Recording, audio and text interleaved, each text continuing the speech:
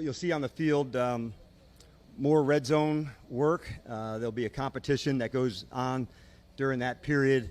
You'll see, we do like a point system. For instance, a field goal is 3 for the offense, 4 for the defense, and different ways to score it. But we'll make a big emphasis on that today. We'll also do some 2-minute. I also wanted to stay consistent with the updates when I have them. Tim McKay, offensive lineman, will begin his return to play ramp up, coming back from his pec injury. So we're excited to see Tim get on the field today. All that said, get rocking with you guys. Dan, good morning. Good morning. What have you learned so far about Laramie Tunsil that you may not have known about him before he got in the building and before he started practicing? You see the consistency as a competitor going against him. You would see that. I found this is a smart player who's a quick learner, knowing it's a new system, and it doesn't feel like a new system when I'm watching him. And for everybody last year putting it together, setbacks, and so for him, you can see, the studying element of going into it and being prepared. I like seeing that. I knew what the competitor and the performance would look like, but seeing that level of consistency, discipline, man, it shows up like with the good players, doesn't it? Like the things that they're doing right over and over, like when you watch it, like, now I know why. There's the talent, but he also has the skill, the discipline, all those things that go with it, and I'm seeing that on a regular. How good is he going to be for a guy like Connerly?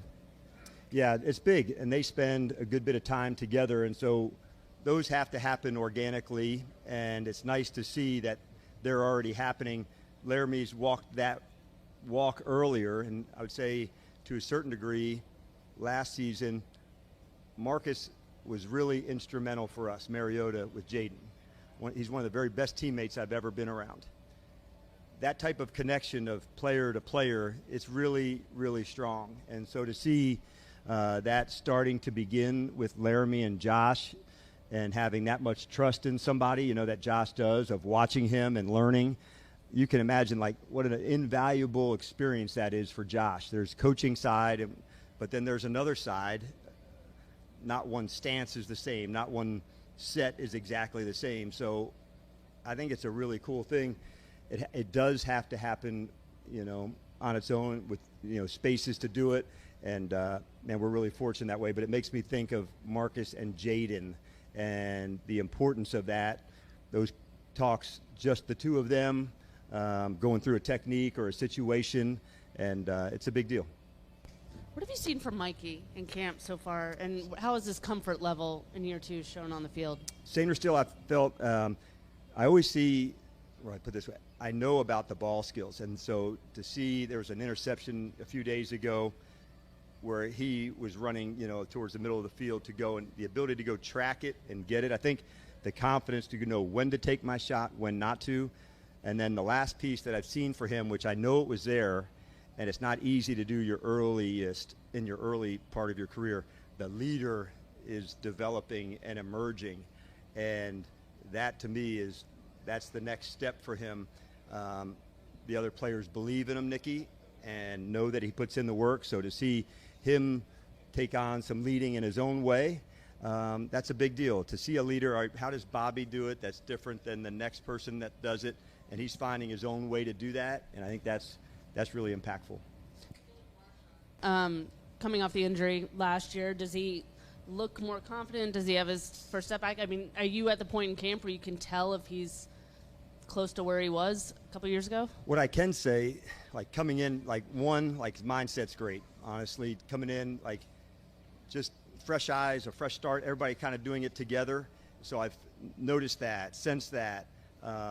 His communication is even more with the other teammates as they're building it together.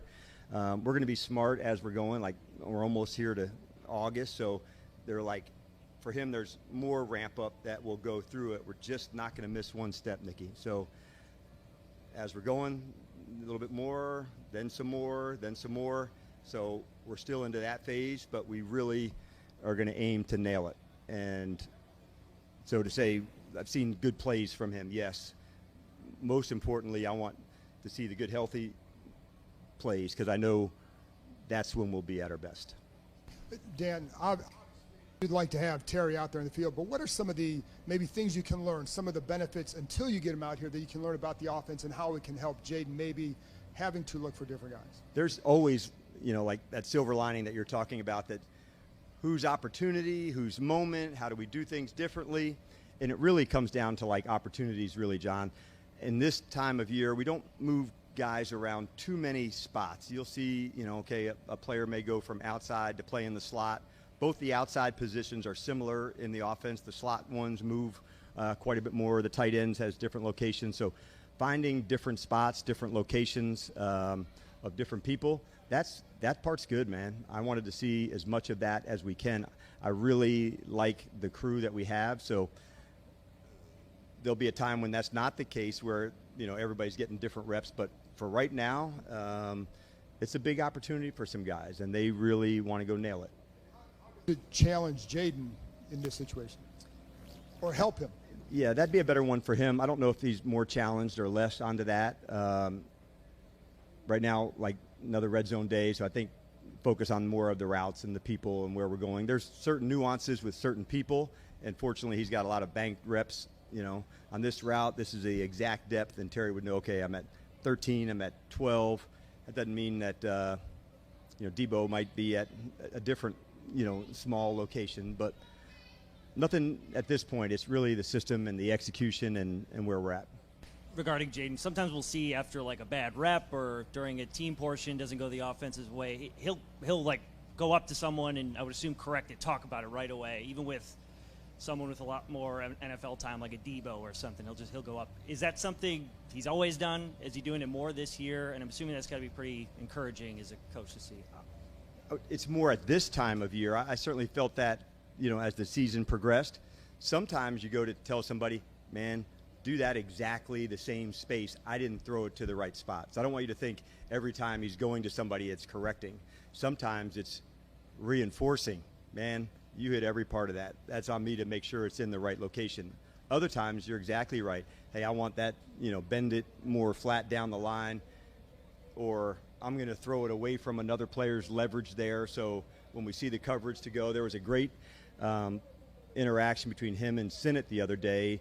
There was a certain blitz that Ben had to look quickly to go to it. Jaden put it right on him. So I saw them talking afterwards that connection happened so quickly.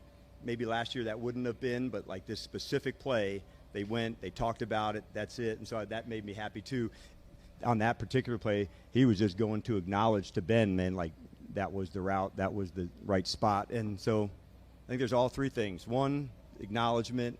Two, like on a good play, or one, you're in the right space, or three, here's why I saw what could be different. So there's all sorts of ones, but the communication's the main thing. Like if you see it, say it, Just the early start we've been working with past few days, how much do you like it? How much do the players like it? Does it free up your day?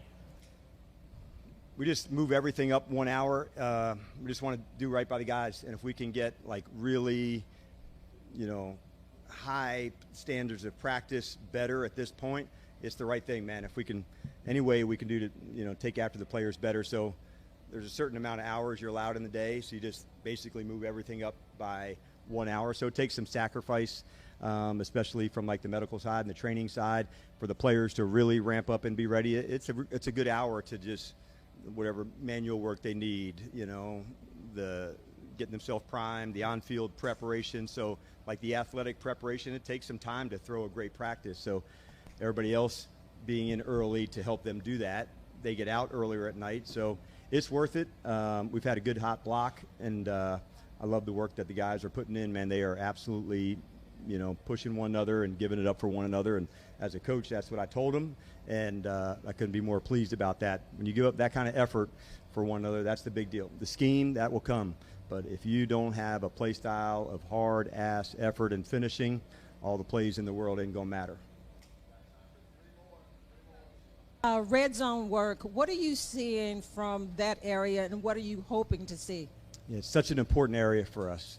So when you go through it, Donnie, you want to look at maybe some more man-to-man today, all right, for the offense and for the defense. On another red zone day, let's emphasize zone a little bit more, on the defense, so the routes could be differently.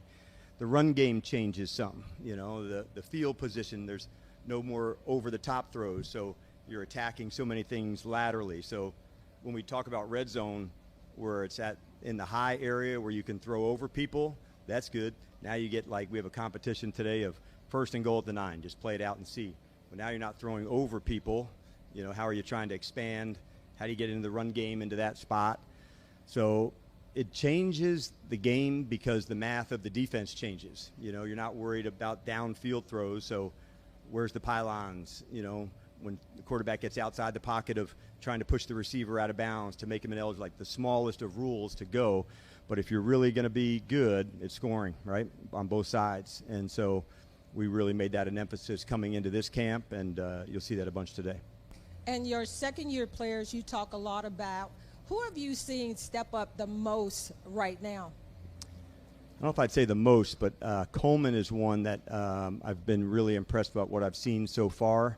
But a number of them have really, taken good steps. In some instances, their bodies have changed. Like Baptiste, he's longer, stronger. That was part of his development. I liked what I saw, from McGee as a blitzer.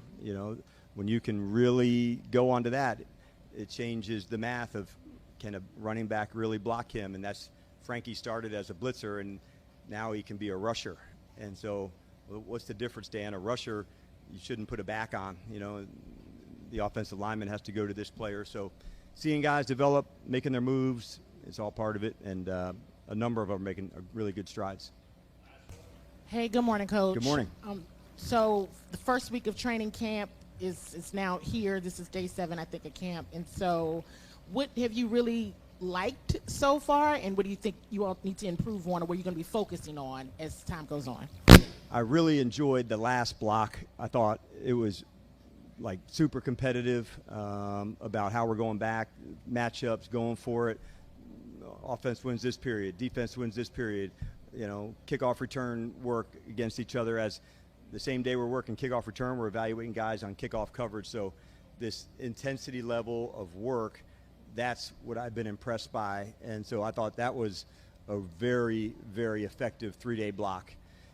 Now the power of doing it again, and so the power of doing it again. And so that's what I look for today. But at the end, I love doing the situations because then, Candy, then the focus goes even higher, even stronger. And I really want to see us in those moments, all on the line, seeing where it's at, everybody to the sideline, 5 seconds left, 47 seconds left. So those are the moments I want to see the focus and the execution in those spots over and over and over. There are certain parts of practice that are more heightened, and the competitions allow us naturally to do that. All right, you guys have a good one.